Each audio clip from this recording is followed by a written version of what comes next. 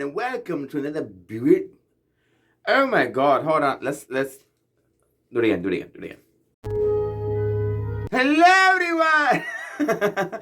Welcome to another episode of Songs and Sorcery. It is me, your host, Leonok, and we are here for another episode, for another bit of information, another tidbit of the exciting events that are taking place this week. Now, I'm not sure if many people have sort of discussed this sort of thing. I think in the occult circles, it is a rather rare phenomenon, at least for us, for example. And of course, I am talking about the solar eclipse happening on Monday, April the 8th. I believe in our region, it is probably happening around 3 o'clock, 3:30. Well, the whole thing is taking place for several hours, but the actual total blackness of the sky, I think, was to occur until around the 3:30 or so. And I'm living in Ohio at the time, so it's going to be rather faster because we're going to get 100% coverage. And I am excited about it. Now, hold on. Let me fix myself because I've been having some trouble with this outfit. You know, my I can't tell you what's going on under there. Really, I mean, I'll if you want to see, I'll charge you.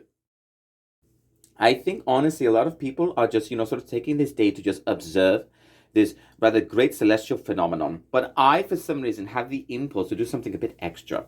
Now, what I will be doing is something quite extraordinary because whatever, I can't fix it. So what I'm, it's annoying me right now. What I'm going to do to fix it, I'm sorry, no, we're over that. It's not going to be fixed. I'm sorry. Now, what we are going to do, for the time being, is where I'm thinking about getting some supplies together. And the reason why I'm doing this is I don't know why, but I feel as though it's sort of, pulled to do this sort of thing.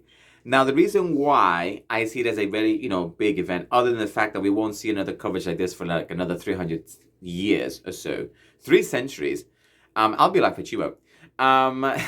It's because it is one of those things where it is rarely seen.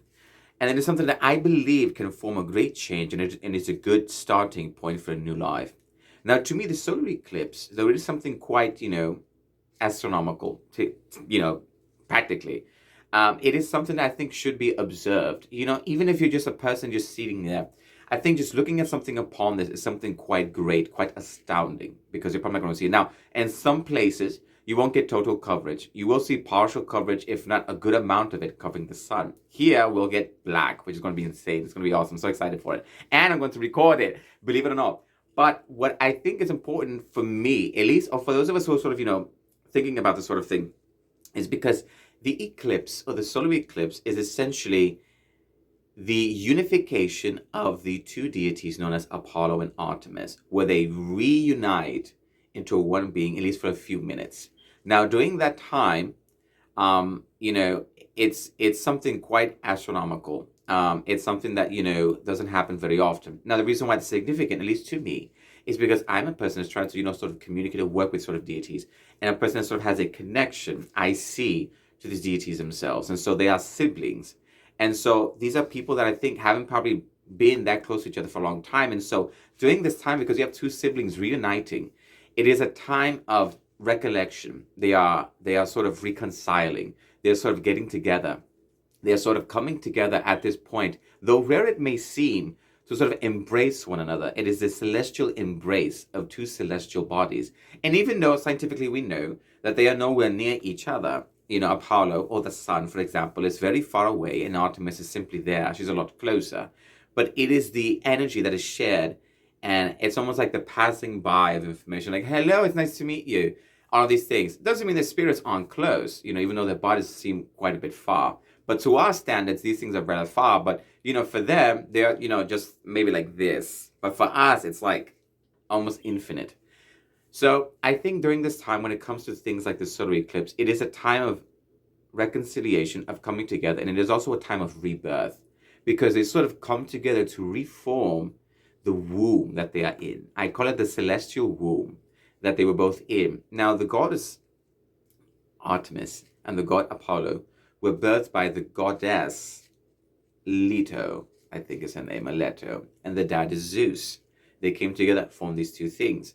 Now, when Leto, I think when she gave birth, or I think when she was, I think pregnant with the twins or whatever, Hera found out that her husband Zeus was cheating on her, didn't like it, so Hera cursed Leto to not be able to, go on land. And so part of the legend says that, Poseidon sort of took pity on Leto. It's also his brother's wife.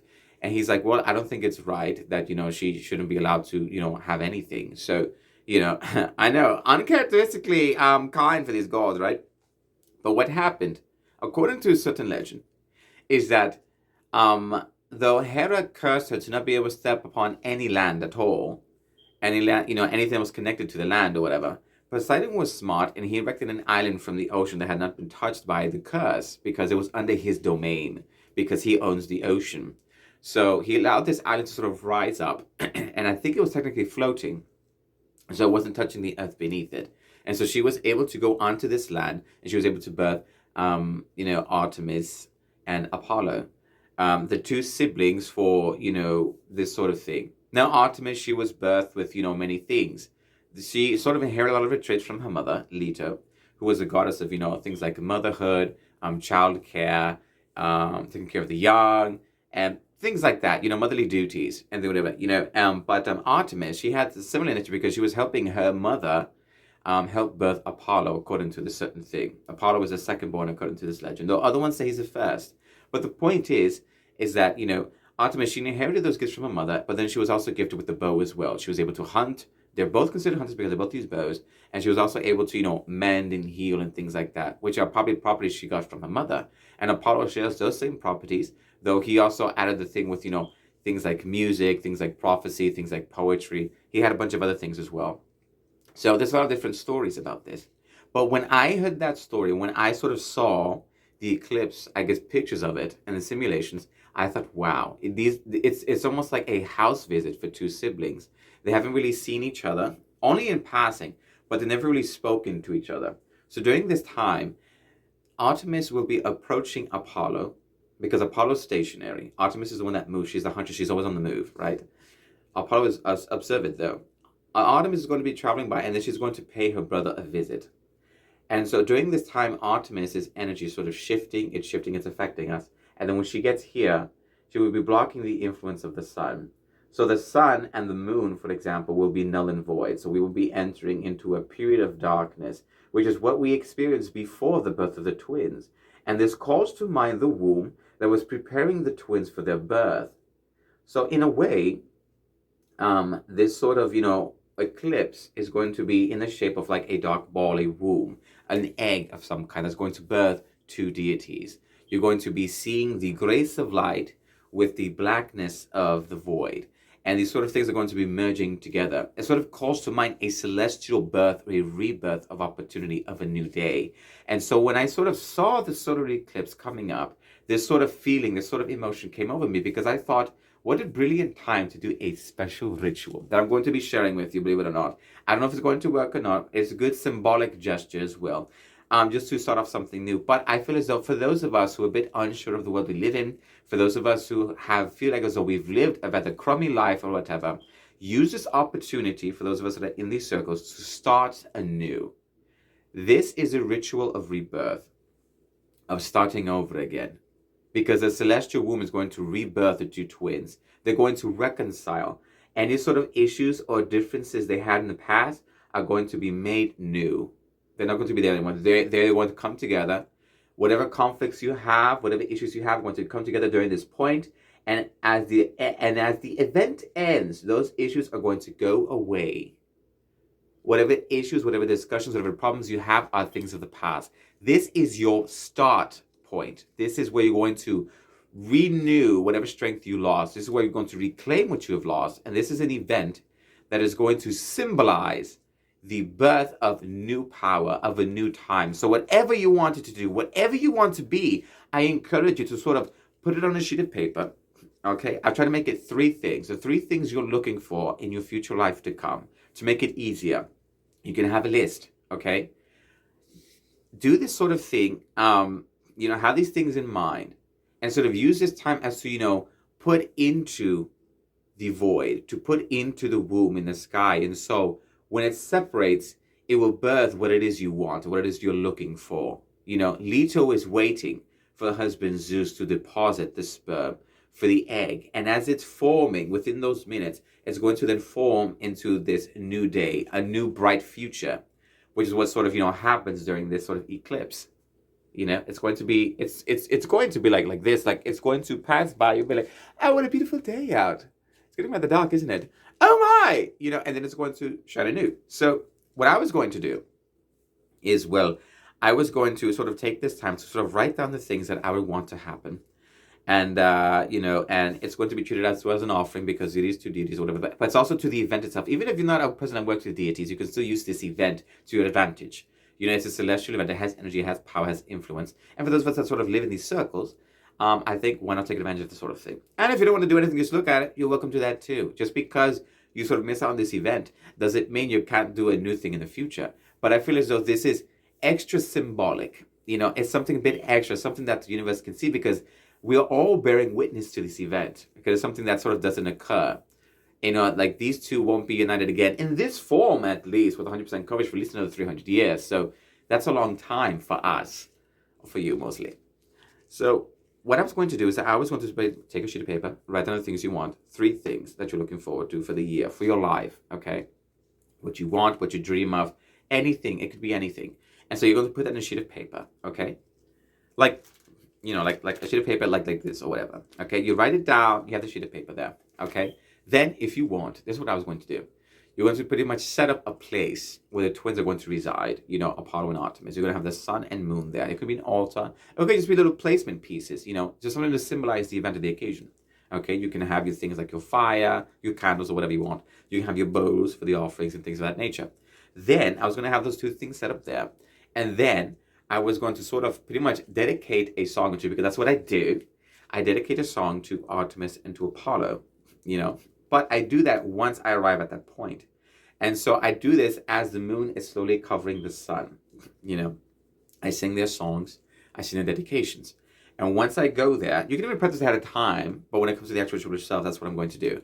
I'm going to, be buying special things that they like, special offerings, things of that nature, things like, honey cakes, things like feathers, things like bows, things like archeries, things like gold or silver, whatever it is. You can have things like the sun and moon motifs, little things that are, sort of modeled after them. You can have them there as a little offering thing. It doesn't have to be this grand, dinner, because I understand that it is something, yes, it is a sacrifice we have to do for this sort of thing. Because we don't have animals we can just sacrifice anymore. We have to rely on other methods. So, but things that are so just as valuable. You can use things like jewels. You can use things like blood if you want. So, I encourage you, of course, to do these things in safety, but to think about critically what it is you want to do, actually. So then, before I arrive at the 2 points with it in front of me, I was going to essentially have a lantern with light in it, sort of, the light bringer, Hecate, and then I was going to walk, sort of as Hecate, whatever, approaching the 2 twins to sort of deliver this offering, this gift. I'm sort of walking with her, walking with the light that is still present in the day, because even if it gets dark, I still have the power of phosphorus, I still have the power of fire, and I'm walking within the dark tunnels to arrive at a certain destination. So what I was going to do is that I was going to pretty much dress up in my gear, or whatever, maybe something else a bit extra. Then I was going to walk with this lantern in hand, and then I was going to recite the song or the incantation I made to Hecate. And so as I'm walking with Hecate, I'm walking towards the twins. And so there's a door I sort of pass when I reach my new destination. That's where the twins are. And then during this time, the eclipse is not completely black yet. That's when I'm going to recite the songs, but I'm going to present the offerings first to the twins. This is some offerings I made for you. And the song can also be an offering, because something that doesn't exist anywhere else, something you came up with. And Apollo loves music, okay? And so you're going to be offering these sort of things to the deities. And so you're offering these things to them. You do it very reverential. It's a very ceremonial event. I mean, it's a huge event, that's how I do things. So I'm going to be doing that. And so after I do this or whatever, and as the thing goes black, I'm going to pretty much go up and I'm going to play some music, probably going to dance or sing very loudly, maybe incant some words or things of that nature, just to celebrate the event going on, because it's like a party, like, yes, the things have united, we have reconciled, the sperm has been deposited in, and now we are waiting for the birth. There's many different ways you can look at it, but that's how I'm looking at it. And so this sort of thing is going to happen. And so then that's your magic in the making, your miracle in the making. And then you do this for, several minutes, because it's only going to last for about 4. And then, as the thing separates, it's going to come to fruition. And the son is going to be birthed. It's going to be something amazing. And so this, even though it is a symbolic gesture, is supposed to help you and the universe to know that you want to start anew, that you are beginning a new life, that the sun is shining once again, and it's shining anew upon your day, upon your body. Okay, it's a very symbolic, very spiritual event, but that's sort of what I'm getting out of it.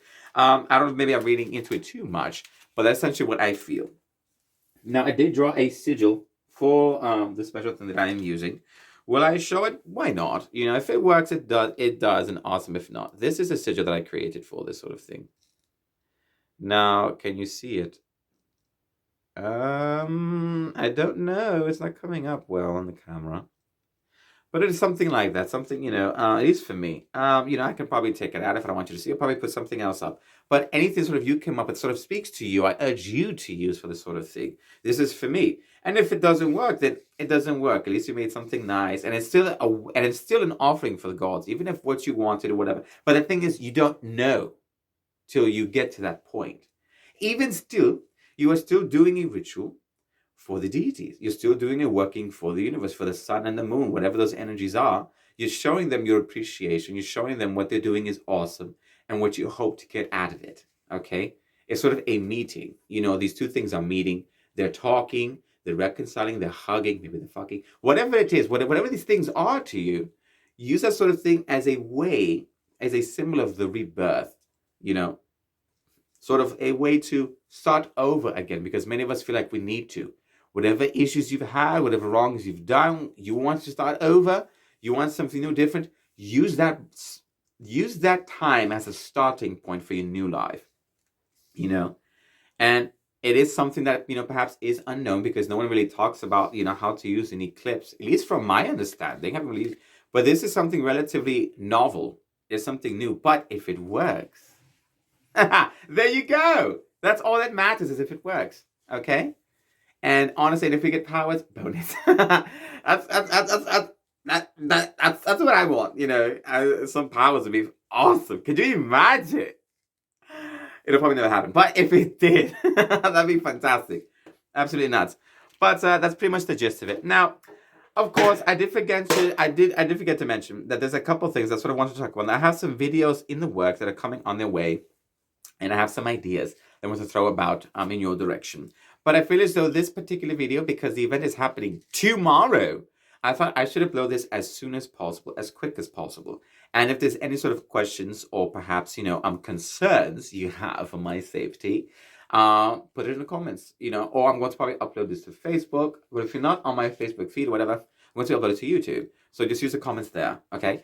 Now, I will urge all of you that those of us who are going to, pay reverence to this event, whether, grand it may be, I urge all of us to sort of do this in caution. I urge us to use protection at all times. Now, let's say, for example, this is a moment of darkness and people are sort of scared of this event. I don't know why, but you never know. But it also means that, terrifying things can also happen depending on certain workings that are put in place.